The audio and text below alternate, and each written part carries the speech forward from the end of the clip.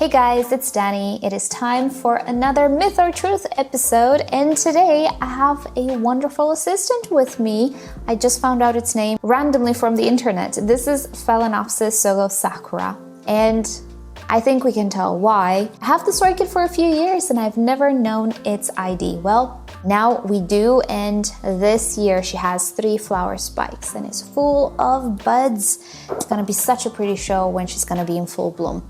But all in due time. Today we have a good one. I'm hoping to get through as many of these suggestions left in the comment section by you guys as possible. If not, we're gonna continue next time as well. You guys know the drill. So let's get to it. Before we start, this video, together with this series this year, is sponsored by rePotme.com, who offers you everything you could possibly need for taking care of your orchids, from potting mixes to pots, fertilizers, accessories, and many more things. And not only for orchids, but also other houseplants too, such as succulents and cacti, but not only. So I'll link you to their website down below. Feel free to check them out at any time, and I will also tell you the products that I personally really like, and I cannot wait to get my hands on some new products that will be launched soon. No spoilers. Righty, so with that said, let's just get to it. Myth or truth? You will have to keep repotting your orchid into a bigger pot every time the orchid grows its pot. That is a myth. That is actually false. And yes, it might seem that way, particularly because when we purchase orchids, they're typically fairly young. They're at their first blooming, if we're talking about the ones in flower shops. But they're not fully mature just yet. So for a couple of years, 3 years or so, they will continue to grow and will become these pretty huge orchids if we compare them to the miniatures that they were when we purchased them. So yeah, you might actually need to increase the pot size a couple of times or so, but I do find for monopodials that there is a place where they will eventually stop, because what happens is the older the roots get, the more likely it is that they will just wither off. They do not live forever, although they do live for many years. So at some point you will stop. You will not have to repot your miniature Phalaenopsis in a bucket at some point. No, it's not gonna happen. For a while though, it will. Oh no, we lost a root here.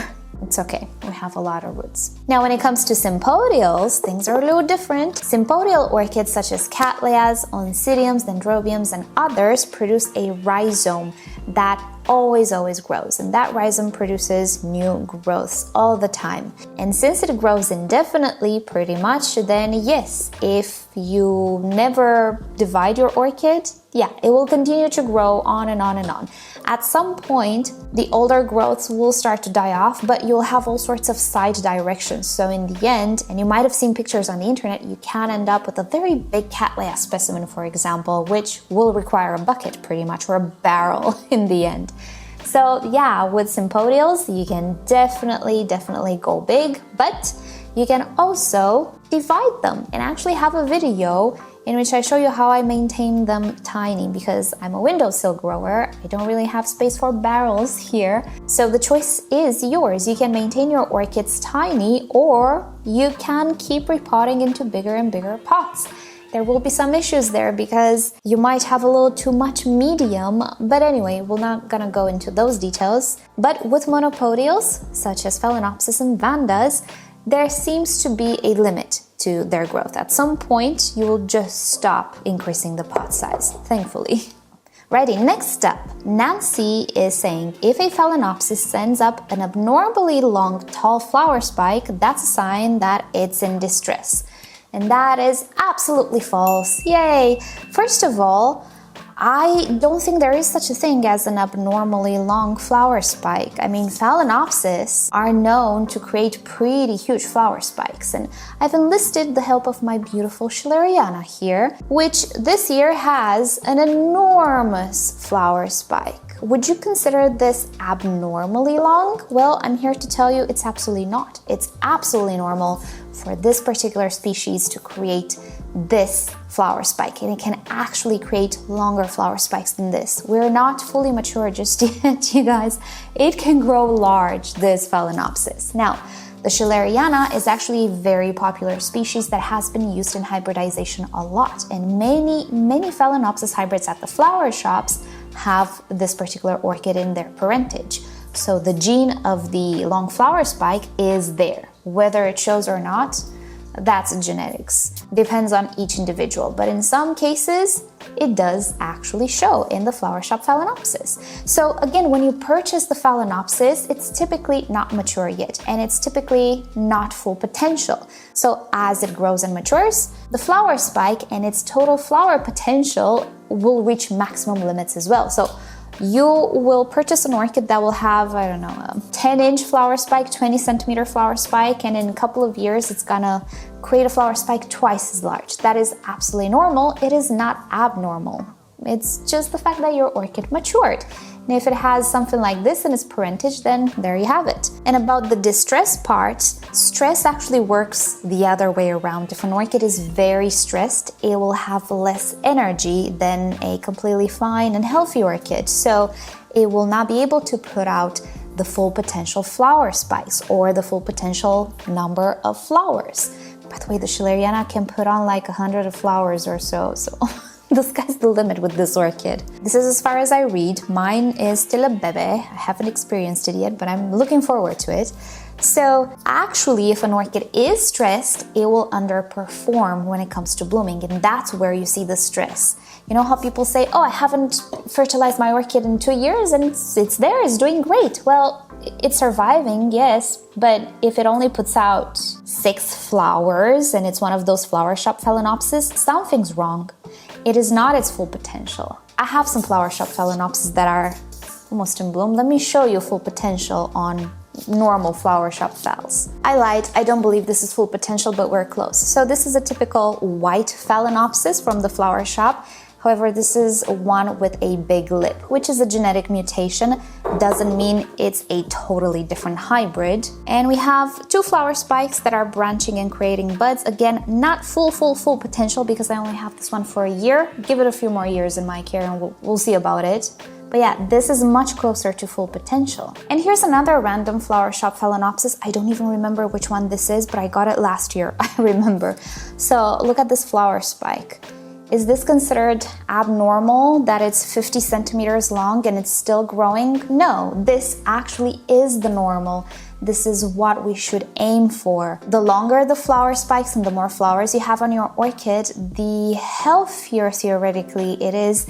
And not only that, but it is also a sign that it's not starved of nutrients, of light, of water, and so on. So actually, things go the other way around. But see, when we purchase the orchid from the flower shop and we purchase it with half the spike, we think that's the normal, when in fact, no, that is just a young orchid. Treat it right, and you're always gonna have abnormally long flower spikes. How about that? Gotta love Phalaenopsis.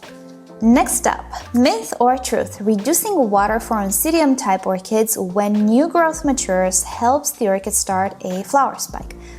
That is false, and actually I would definitely not reduce water for Oncidiums pretty much at any time. You know how I have a saying, let the orchid tell you what to do? Well, with Oncidiums, you can see very fast when they need water. Let me show you an Oncidium that actually needs some water. Alrighty, so how do we do this? This is a Bellara Oncidium type, let's say, and it needs water. Look at that. It's in bloom, and apparently these flowers require a whole lot of moisture. They're a little floppy. Yeah, I needed to keep a closer eye on this orchid because when it's in bloom, it requires much more water than usual. But anyway, with Oncidiums, you will clearly see very fast when you will need to water because the pseudobulbs will start to create wrinkles. When those wrinkles happen, no matter if the orchid is actively growing or not, if it has flower spikes or not, if it's awaiting a flower spike or not, no matter what, you need to water. Do not postpone it. You're really not gonna trigger flower spikes by stressing your orchid. That is my motto. I definitely do not reduce water before a flower spike forms or anything. I just look at the orchid, and sometimes I need to look more often. You might notice that when it's not necessarily doing all that many things, although it is doing something in the background. But when it's not growing new growths or flower spikes or such, it might require a little less water, maybe. Just keep an eye on it on the pseudobulbs and also when the medium is dry, and then you water it. Don't make these weird schedules like, oh, when it's expecting a flower spike, it needs less water. Oh, you need to trigger this and the other with water. No, with Oncidiums, you don't play with water. I forgot my chair here. It's distracting. I have my Phalaenopsis up. So yeah, let's not play with Oncidiums and water. They really don't appreciate it. Myth or truth from Rakashith. If an orchid is producing way too many roots, it indicates insufficient watering, as the orchid is trying to search for more water. Again, that is absolutely false. Let me show you a good one. This is kind of funny. Come here, my darling.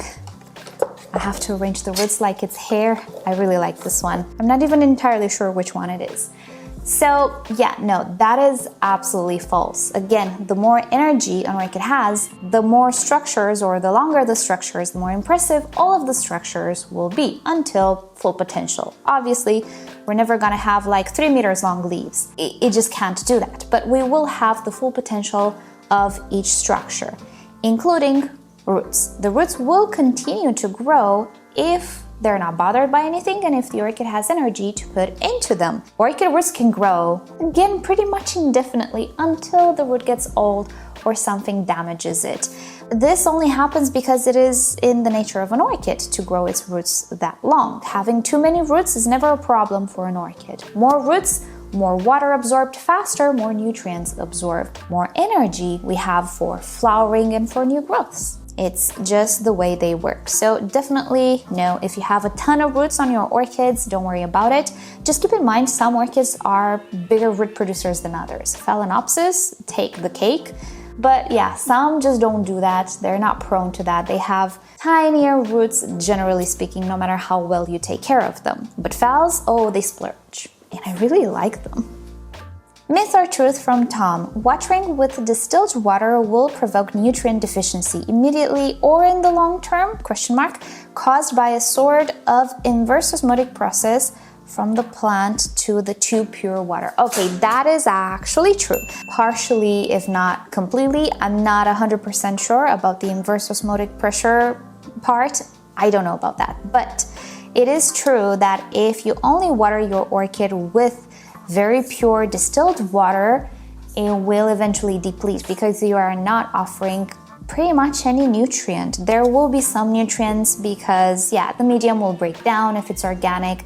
There will be some stuff, but not a whole lot. Some nitrogen, I'm not entirely sure what wood breaks into, some carbon and stuff, but what about calcium? What about magnesium? What about potassium, phosphorus, molybdenum, boron, iron? What about those elements which are very, very important for an orchid to work optimally? If they're lacking, we're gonna start to have deficiencies. Immediately or in the long term, orchids are very good at storing nutrients. That's why many people are a little bit misled by their orchids because they just water with normal water, never fertilize, and after 1 year they say, look, it's still alive, so it's working. No, it's actually the orchid having backup storage. But slowly and surely it will use up that storage. It's not gonna take a year, maybe it's gonna take several years, but you will notice smaller and smaller leaves, fewer and fewer flowers, maybe even some distortion there with the flowers. Maybe your orchid will just be susceptible to disease at this point. You're not necessarily gonna see it shrink, but at some point, maybe out of the blue, you're gonna start to have issues with rotting. You're gonna have patches on the leaves starting to collapse. Literally, your orchid will be a lot more sensitive to pathogens, so you could lose it from crown rot. Never think that, oh, okay, I've never seen super major deficiencies, so everything was okay. It was just a fluke that I got crown rot or stem rot. Maybe it wasn't such a fluke. Maybe your orchid got weakened. So it's very, very hard to notice these things. And it will always probably be different depending on the orchid and the case. So definitely do not water your orchids only with water, never fertilize, because that's not a good thing and you will not see it now, but you will. I am pretty much convinced of that. Something will happen to that orchid in the future, in a few years. So yes, this is definitely not a myth. Next up, myth or truth from Eves. If the top leaf of a Phalaenopsis orchid gets burnt and falls off, it can't produce new leaves and it will start producing a keiki instead. That is false. Now, it could happen that way, definitely, but it's not a rule. It really just depends how the crown is, if it's intact or not. You can actually have some damage in the crown with the top leaf from various reasons, not only burning, that is not advanced enough to actually go down in the crown. Pretty much what happens is that when the top leaf dries, it creates like sort of a cap. Dried leaves are very, very harsh, and sometimes they literally create like a cap, so the new leaves cannot go through. So the orchid will either start to produce the new leaf somewhere on the side or just forget about that crown and create a keiki.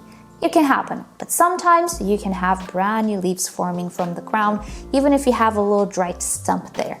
It's pretty much a game of luck. It's a lottery. You cannot really control the damage, how deep it goes, and how that leaf dries there, if it will completely jam the crown or not. So best thing to do is to just wait and see what happens. Sometimes you'll have a keiki, sometimes you'll have a leaf from the top, sometimes you'll have both. Why not? All of these options are very viable, so it's definitely not a rule that you will lose the crown.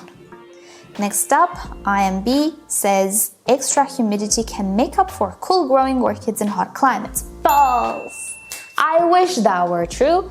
It is false. Because here's the thing. High humidity can prevent water loss. That is absolutely true. But orchids that usually grow in cooler climates don't only have an issue with extra water loss, yes, that's part of the problem, but they also have issues with how they actually function in certain temperatures. Some orchids just do not function normally under certain temperatures, and their structures literally start to deteriorate. I did actually see some comments a few videos ago about creating like a humid chamber or something for the Nelly Eiler to grow it. It's not enough. You can have such a thing as hot humidity and hot air, humid hot air. And if you just put a fan in there, all we're gonna do is circulate that hot humidity. We're not gonna cool anything down. So I have a different plan this summer for maybe the Nelly Eiler and other stuff. That's a different thing. But yeah, humidity alone, not enough, sadly, to help you keep Masdevallias and Draculas and the Nelly Eiler. No, it needs to be cooler temperatures, and especially if you have a summer like mine, where nights are not cool, they're just as hot as the day, pretty much. Yeah, that's what gets them. They can maybe withstand higher temperatures in the day, but when nighttime comes, when they need to perform certain things for their metabolism, and if they cannot perform them correctly, that's what gets them, and that's why they slowly fade away. So no, sadly, extra humidity only helps with water loss. It doesn't really help the actual metabolism of the plant and its functions to work as they should for that particular species. Some have no problem with the heat because naturally in their habitat they have evolved to work around that heat, but others just did not evolve that way. They don't know how to handle that heat. Next up, myth or truth from Rakashit Night Fragrant Orchids. Oh, I'm gonna keep this for the last. Sorry, I'm gonna keep this one for last. Sorry. Spoilers. All right. Here's another myth or truth from Rakashit. All man-made variegated orchids completely lose their variegation over time. False. No, luckily for us, the variegation stays. Hold on, I'm gonna show you some variegated orchids. Where did I put them? I changed their location recently. Look at that! I have a Sogo Vivian just blooming. Excuse the older leaves. It's a defect that thankfully stays. It can look a little bit different, yeah, and actually external factors can contribute. Here we have the case of the Neophaneaceas. This particular one almost lost its variegation, but that was because I just kept it in strong light. Now I put it in the shade and poof, variegation is back. So yes, maybe some orchids will lose their variegation, but I'm not sure under what circumstances and what orchids. Generally speaking, they do not lose their variegation, so that's great. Are they as vigorous as others? Maybe not. Maybe the full green versions are a little bit more vigorous, but that's okay. Sometimes we can just grow an orchid for its leaf, but generally speaking, don't worry, variegation is not lost in orchids like it's lost in Monsteras and other stuff. Oh, by the way, there is the Monstera Thai constellation and Alba variegata. One can lose its variegation, the other cannot. This is like the Thai constellation. It just does not lose its variegation because it is a mutation that persists genetically. It's not a spontaneous, I guess, defect in the leaf. And the last myth or truth we're gonna take for the day is from Rakashith. Night fragrant orchids, for example Brassavola, if kept in a dark room or cabinet, will start producing fragrance even during the day. I kept it last because I honestly don't know. I never tried it. I can tell you that they can start releasing fragrance early if you're in the time of a year where the sun sets earlier. Yes, they can start to release fragrance early, but if you just put them in a cabinet in the middle of the day, I have no clue. I've never tried it.